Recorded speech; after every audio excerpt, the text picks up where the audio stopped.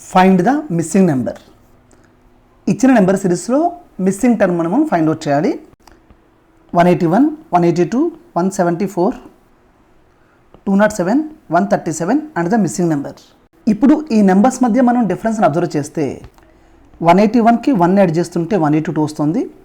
182 minus 8 174, 174 plus 27 201, 201 minus 64 137.